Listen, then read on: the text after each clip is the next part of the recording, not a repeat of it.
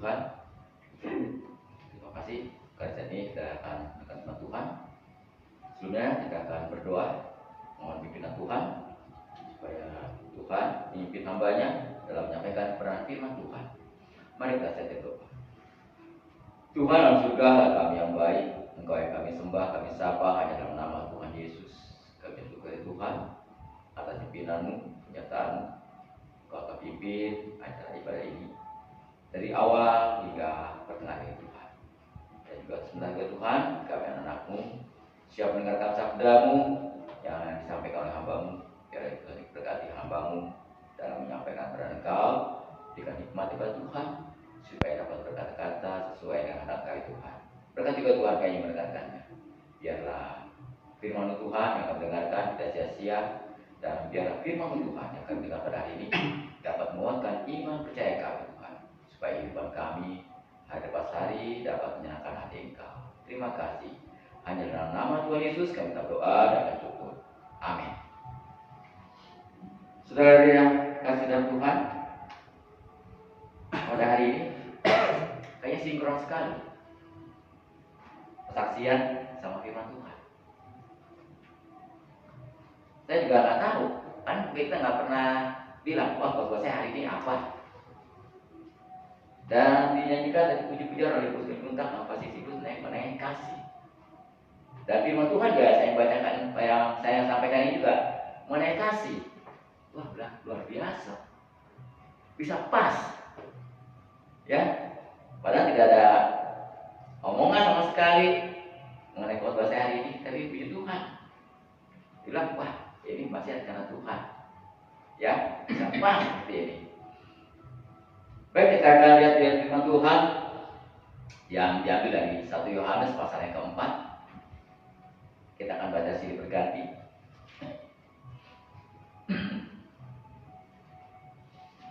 1 Yohanes pasal yang keempat ayat 7 sampai dengan ayat yang ke-21. Kita akan baca silih berganti. Saya akan baca ayat yang ke-7 dan cepat pada ayat yang ke-8 dan seterusnya. Pada yang terakhir kita akan baca bersama-sama di ayat yang ke-21. 1 Yohanes pasal 4. Belakang. Ya, di sini ada tema Allah adalah kasih. Saudara-saudaraku yang kekasih, marilah kita saling mengasihi, sebab kasih itu berasal dari Allah, dan setiap orang yang mengasihi lahir dari Allah dan mengenal Allah. Barang siapa tidak mengasihi, ia tidak mengenal Allah, sebab Allah adalah kasih. Dalam hal inilah kasih Allah dinyatakan di tengah-tengah kita, yaitu bahwa Allah telah mengutus anaknya yang tunggal ke dalam dunia, supaya kita hidup olehnya. Inilah kasih itu, bukan kita yang telah mengasihi Allah, tapi Allah yang telah mengasihi kita, dan yang telah mengutus anaknya sebagai pendamaian bagi dosa-dosa kita. Saudara-saudaraku yang kekasih, jikalau Allah sedemikian mengasihi kita, maka haruslah kita juga saling mengasihi. Tidak ada seorang pun yang pernah melihat Allah jika kita saling mengasihi. Allah tetap di dalam kita dan kasih-Nya sempurna di dalam kita. Demikianlah kita ketahui bahwa kita tetap berada di dalam Allah dan Dia di dalam kita. Ia telah mengaruniakan kita mendapat bagian dalam Roh-Nya. Dan kami telah melihat dan bersaksi bahwa Bapa telah mengutus anaknya menjadi juru selamat dunia. Barang siapa mengaku bahwa Yesus adalah Allah, Allah tetap berada di dalam Dia dan Dia di dalam Allah.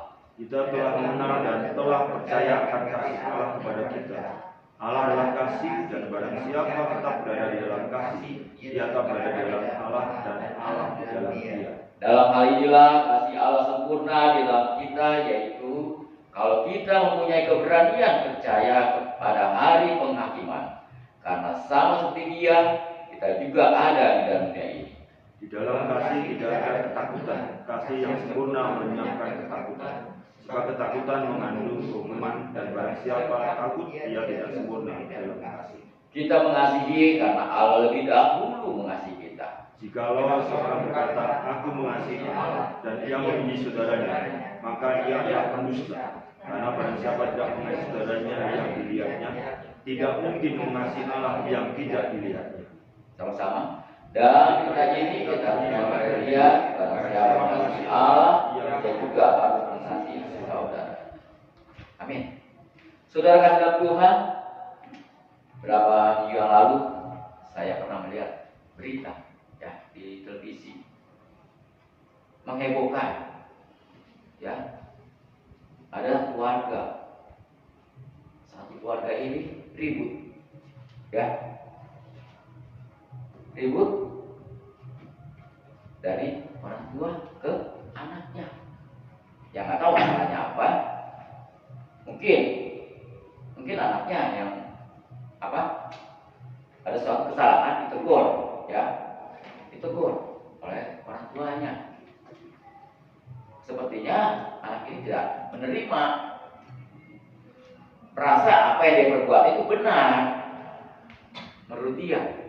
Tapi kalau menurut orang tua itu nggak benar, maka ditegur. Mungkin karena kesal, akhirnya anak ini apa? Marah. Kalau marah dengan omongan boleh, tapi ini di luar dari marah dengan bicara. Oh, ada main tangan segala macam. Orang tuanya udah dipukul, ya. Pukulnya bukan pakai tangan aja, pakai alat juga. Dan warga ini adalah warga Kristen. Waduh, dia bilang, di mana kasihnya? Seharusnya kalau orang tua menegur anak, kalau anak itu salah, tegur, ya kita terima. Seharusnya seperti itu. Kalau hidup tidak kasih, kalau itu tidak mau ditegur, merontak. Wow, udah berontak, marah, pukul main tangan, udah mau main tangan lagi pakai alat. Sampai anak ini dibawa, dilaporkan ke polisi.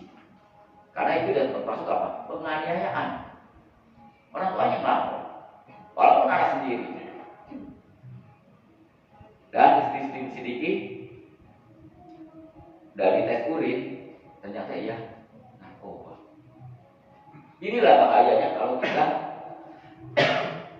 kena narkoba.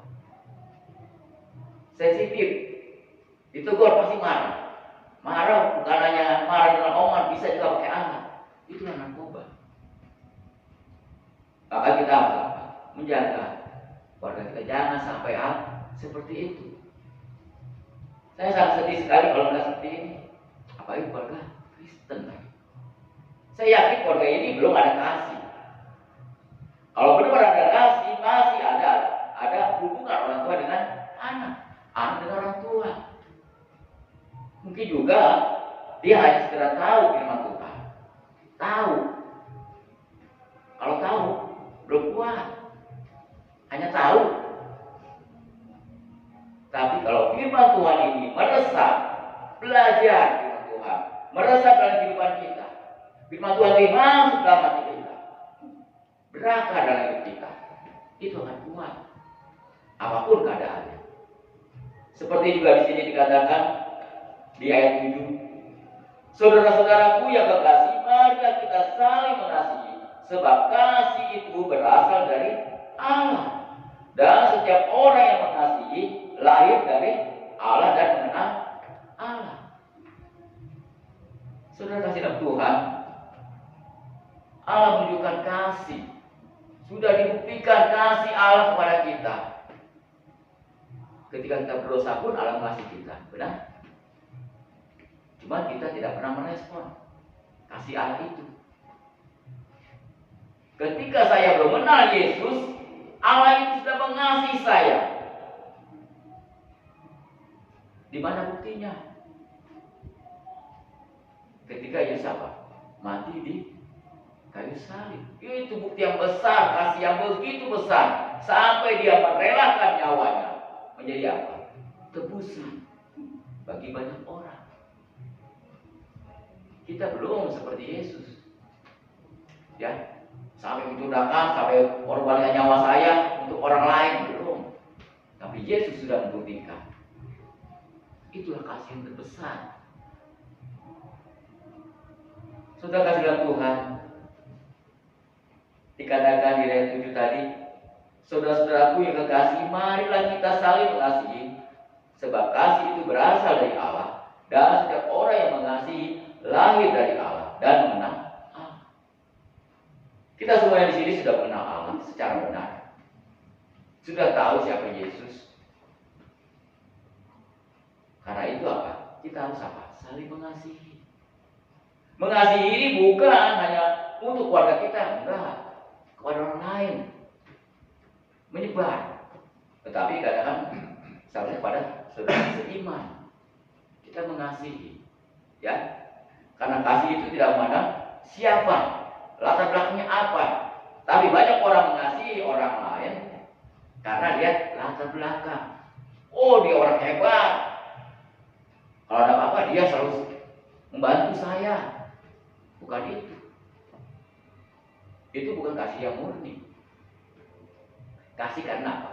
Ada maksud. Maksud dan tujuannya ada. Tapi Allah tidak mau seperti itu. Yang Allah mau supaya kita mengasihi benar-benar kasih yang dari Allah. Kasih yang murni. Bukan kasih yang pura-pura. Dikatakan di ayat 8, barang siapa tidak mengasihi, ia tidak mengenal Allah, sebab Allah adalah kasih. Seharusnya kita menggunakan kasih Allah, kasih Tuhan, bukan kasih yang ada maksud. Ya, banyak orang yang seperti itu. Saya mengasihi dia karena ada maksud dan tujuan. Berarti bukan murni. Kalau kasih yang murni, kasih tidak memandang apapun. Nggak memandang latar belakang, apa dia baik atau tidak. Tetap kita harus apa? Mengasihi. Karena Allah sendiri pun mengasihi orang, bukan orang yang baik. Tapi orang yang kurang baik pun Tuhan kasihi. Tapi karena kita berbuat baik kepada orang dia, mengasihi dia, kita benar-benar sehingga ia apa? Percaya, oh saya menganiaya kamu, saya mengejek kamu, tapi kamu tidak marah. Apa sih rahasianya? Karena saya, apapun yang kamu lakukan terhadap saya mengasihi kamu. Itulah saudara kasih Tuhan, kasih yang murni. Sehingga orang itu akan ikut kita. Kalau kita tidak membalasnya, ya, kalau kita membalas dia, walaupun dia jahat sama kita balas dengan apa? Kebaikan. Ini yang mau Allah mau dari kita.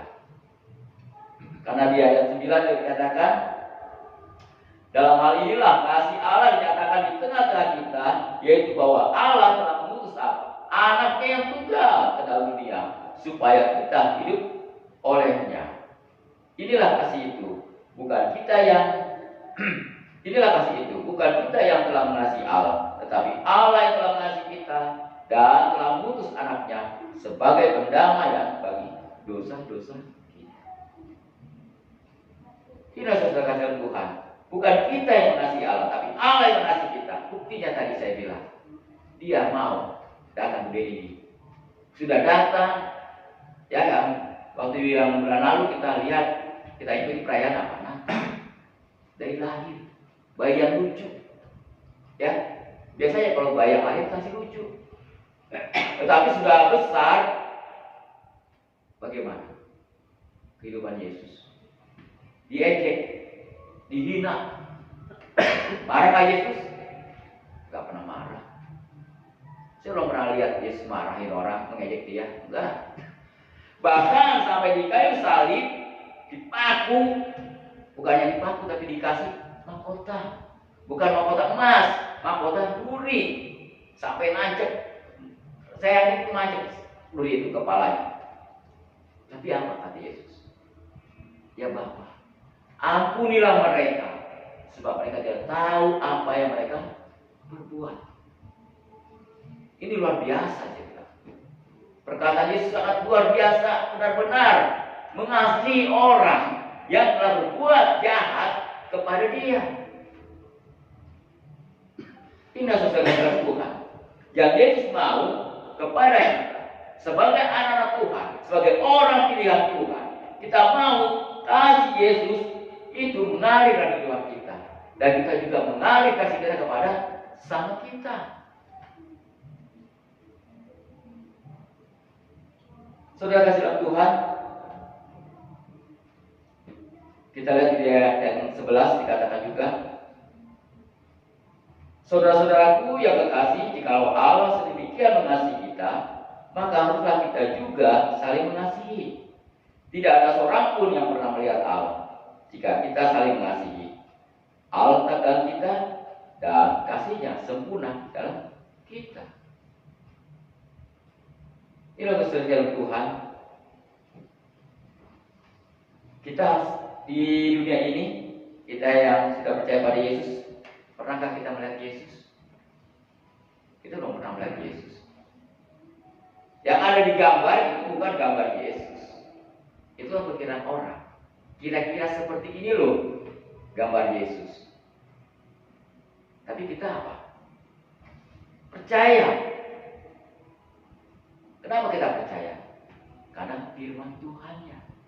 Ya, bukan percaya melihat gambarnya. Itu bukan Yesus.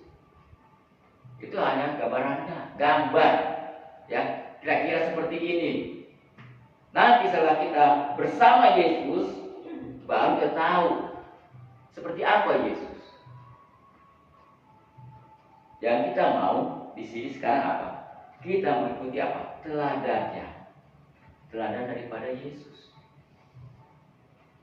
Yesus aja sebagai manusia dikatakan tadi, dia datang ke dunia ini apa? Menderita. Ya, datang ke dunia ini tidak senang, menderita. Emang ada mukjizat yang dilakukan Yesus, tapi ada juga yang apa? Gak percaya. Apalagi kita sebagai anak Tuhan, sebagai orang pilihan Tuhan, walaupun kita tidak melihat secara jasmani kehidupan Tuhan Yesus, tapi kalau kita percaya kepada Tuhan Yesus, seperti firman Tuhan tadi bilang, kita orang beriman. Itulah iman. Ya, iman adalah percaya walaupun tidak melihat. Tapi kasih Yesus tetap mengalir dari kehidupan kita. Saudara-saudara Tuhan,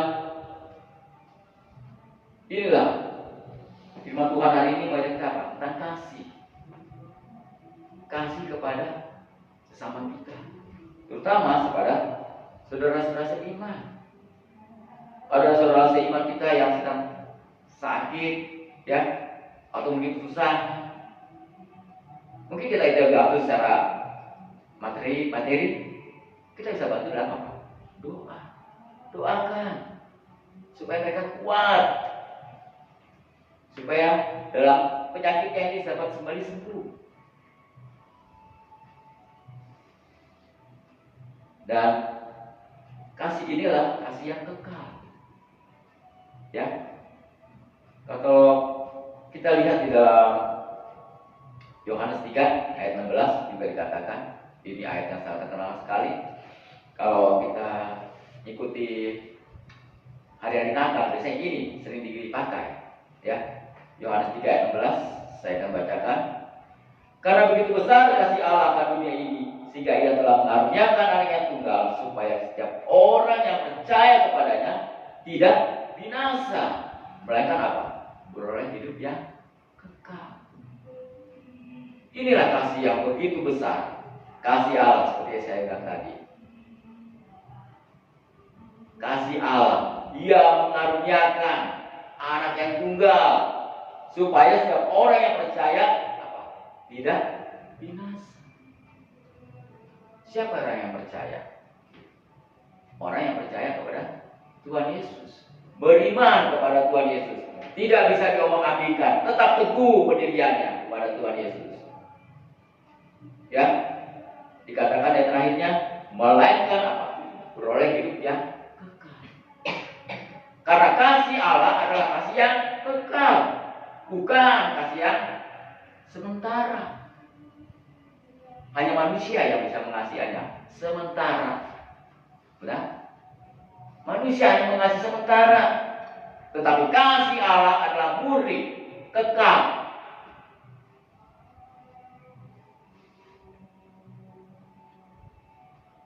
Kalau kita lihat juga di dalam 1 Korintus pasal yang ke-13 di ayat yang ke-8.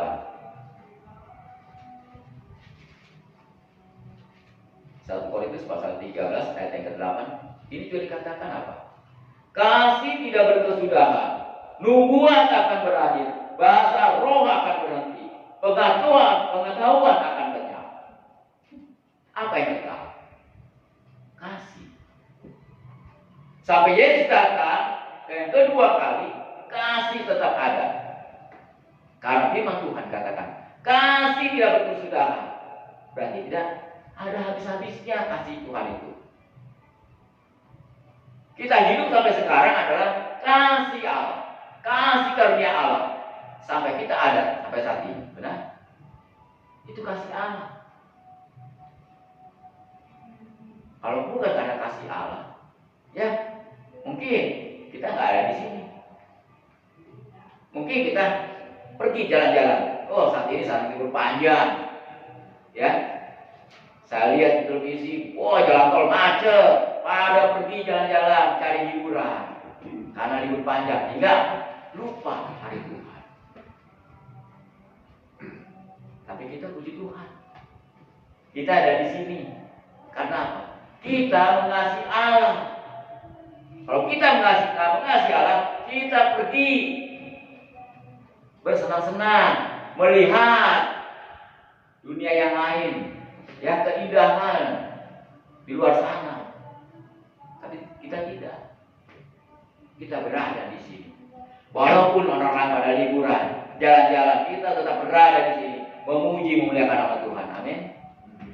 Karena kita mengasihi Allah. Itulah bukti. Kalau kita mengasihi Allah, kita tinggalkan yang enak-enak. Kita mau datang ke ibadah Tuhan. Hanya seminggu sekali loh datang beribadah pada Tuhan. Ke gereja. Gereja itu bukan hanya sekedar bertemu dengan Tuhan. Bertemu dengan apa? Saudara seiman. Ya, satu jemaat. Inilah saudara kasih Tuhan. Bukti bahwa kita mengasihi Allah. Dan lihat 1 Korintus pasal 13 tadi ayat yang ke-8, 1 Korintus 13 ayat yang ke-13 dikatakan juga, 1 Korintus pasal 13 ayat 13 dikatakan, demikian tiga hal ini, yaitu iman, pengharapan, dan kasih, dan yang paling besar diantaranya ialah kasih. Wah, rupanya kasih Allah ini luar biasa, ya, sehingga kasih ini sangat luar biasa, kasih Allah. Tidak berkesudahan, kita lihat di dalam 1 Korintus 13. Semuanya akan lenyap. Walaupun orang itu sepintar apapun, kepintarannya pun akan lenyap ketika kita sudah meninggal. Lenyap semuanya. Gak ada yang tersimpan, gak ada yang dibawa, kecuali apa? Kasih. Kasih itu tetap menempel. Karena dibilang firman Tuhan, kasih tidak berkesudahan. Saudara dalam Tuhan, kita kembali lagi ke yang 1 Yohanes pasal ke-4 ayat yang ke-16 kita baca. Kita lihat 1 Yohanes 4 ayat 16. Kita telah mengenal dan telah percaya kasih Allah kepada kita. Allah adalah kasih, dan barang siapa tetap berada dalam kasih, ia tetap berada dalam Allah, dan Allah dalam dia. Dalam hal inilah Allah sempurna. Dalam hal inilah kasih Allah sempurna di dalam kita, yaitu kalau kita mempunyai apa? Keberanian percaya pada hari penghakiman. Karena sama seperti dia, kita juga ada dalam dunia ini. Saudara dalam Tuhan, dikatakan di ayat 16, kita telah mengenal Allah. Allah adalah kasih. Dan dikatakan kalau kita berada dalam Dia, Dia ada dalam kita. Karena apa? Karena sumber kasih yang sempurna adalah dari Allah, bukan dari orang lain, bukan dari manusia. Manusia hanya bisa mengasihi apa? Sementara mengasihi karena ada embel-embelnya. Tapi kalau kasih Allah adalah kasih yang murni. Inilah saudara kasih dalam Tuhan. Kalau kita merasa kita anak Allah dan Allah dalam kita, dan kasih Allah ada dalam kita, hendaklah kita mengasihi seperti yang Allah lakukan pada waktu ada di dunia ini. Dia mengasihi, nggak mandang itu siapa, latar belakangnya apa, atau maksud dia apa pada saya, apa jelek atau tidak, tetap mengasihi. Seharusnya kita juga seperti itu. Mungkin ada yang nggak senang sama kita, mungkin dalam pekerjaan ada yang nggak senang sama kita, ada. Jadi jangan kita bahaskan apa yang jahat, doakan. Emang pernah teman saya katakan, berat Pak kalau saya mendoakan orang yang telah berbuat jahat pada kita, membuat saya sakit hati, susah. Tapi itu maunya Tuhan. Lihat aja Tuhan Yesus, sampai disalib pun dia tidak marah, tidak berontak, walaupun dia Allah, dia Tuhan. Bisa aja dia berontak, tapi tidak mau.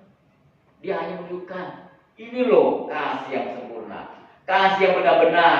Walaupun kita diejek, dihina sekalipun, tetap apa? Kita harus apa? Mengasihi orang itu. Kita doakan supaya suatu saat nanti dia pun akan ikut kita. Karena apa? Wah, dia diejek, dia dihina, dia apa-apain, apa aja, nggak ada reaksinya, nggak ada responnya, nggak membalasnya. Apa sih rahasianya? Mungkin pasti akan seperti itu. Dan kalau kita mengasihi, bilang, karena saya tetap mengasihi apapun yang kamu kasih kepada saya, berikan kepada saya, tetap saya mengasihi kamu. Karena apa? Karena Tuhan saya telah mengasihi saya, dan Tuhan saya mengajar saya supaya apa? Mempunyai apa? Kasih. Kasih yang murni, bukan kasih yang ada maksud. Dan kita lihat di dalam 1 Yohanes pasal 4 ayat 20 dikatakan, jikalau seorang berkata, aku mengasihi Allah, dan ia membenci saudaranya, maka ia adalah apa? Pendusta. Karena barang siapa tidak mengasihi saudaranya yang dilihatnya, tidak mungkin mengasihi Allah yang tidak dilihatnya. Dan berita ini kita terima dari dia, barang siapa mengasihi Allah, ia juga harus apa? Mengasihi saudaranya. Inilah kata-kata firman Tuhan. Seperti tadi kita bilang ilustrasi tentang keluarga, dibilangin mungkin salah, nggak terima, padahal orang tuanya mengasihi dia sebenarnya, tapi anak tidak mau menerima. Bagaimana kata firman Tuhan? Jikalau seorang berkata, aku mengasihi Allah, dan ia membenci saudaranya, maka ia adalah apa? Pendusta. Karena barang siapa tidak mengasihi saudaranya yang dilihatnya, tidak mungkin mengasihi Allah yang tidak dilihatnya.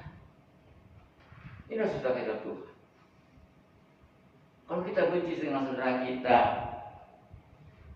padahal kita sudah percaya pada Tuhan Yesus, tapi kita apa? Mengasihi. Mungkin saudara kita benci sama kita, tidak senang sama kita, tetap apa? Kita mengasihi. Karena apa? Karena kasih itu berasal dari Allah. Kalau kita tidak mengasihi dia, bagaimana mungkin kita mengasihi Allah yang tidak dilihat? Yang dilihat aja tidak mengasihi, apalagi yang tidak kelihatan. Allah itu tidak kelihatan, tapi kita dapat merasakan kasih Allah ketika kita diberikan apa? Hidup. sampai hari ini. Itulah kasih Allah. Kita dapat berjalan ke mana? Itu karena kasih Allah. Kalau kita merespon dengan benar. Oh, terima kasih. Pada hari ini saya bangun pagi hari dapat menghirup udara segar. Terima kasih Tuhan telah mengasihi saya. Itu kasih Allah. Kita bisa hidup. Kita bangun pagi. Kekuatan yang dari Allah sendiri. Seharusnya juga kita mengasihi dengan saudara-saudara kita. Ya mungkin karena manusia ada aja kan. Ya gak senang. Tetap apa? Diajarkan Tuhan apa? Tetap mengasihi. Karena kasih itu berasal dari Allah. Dan di ayat 21 dikatakan juga apa? Dan perintah ini kita terima dari Dia. Barang siapa mengasihi Allah, ia juga harus apa? Mengasihi saudaranya. Jadi firman Tuhan. Tetap mengasihi. Apapun keadaan saudara kita, tetap kita apa? Mengasihi. Inilah saudara Tuhan, firman Tuhan pada hari ini yang mengajar pada kita supaya kita mengasihi. Ya, mengasihi itu luas. Mengasihi pada keluarga, mengasihi pada sesama kita. Tetapi apa? Mengasihi kepada saudara-saudara kita seiman. Kita mengasihi. Bukan karena ada embel-embel. Tapi harusnya kita apa? Seperti Yesus sendiri. Mengasihi dengan mengasihi kasih yang murni. Bukan kasih karena paksa. Ya. Bukan kasih karena terpaksa. Oh, saya terpaksa dan mengasihi karena begini-begini. Jangan seperti itu. Seharusnya kita seperti yang dilakukan oleh Tuhan Yesus. Ketika Yesus disalib, Yesus dipaku, dia tidak marah, malah apa? Mendoakan. Terus saya bilang tadi apa doanya? Ampunilah mereka, sebab mereka tidak tahu apa yang mereka berbuat. Harusnya seperti Yesus juga ya, mendoakan dia. Tuhan, ampunilah dia, sebab dia tidak tahu apa yang mereka lakukan kepada saya. Seharusnya seperti itu. Bukan membalas. Wah, dia mukul dengan kayu. Oh, saya pukul dengan kayu. Itu nggak ada kasih. Tetap, apapun yang terjadi, kita ikuti perintah daripada Tuhan Yesus. Dibilang apa?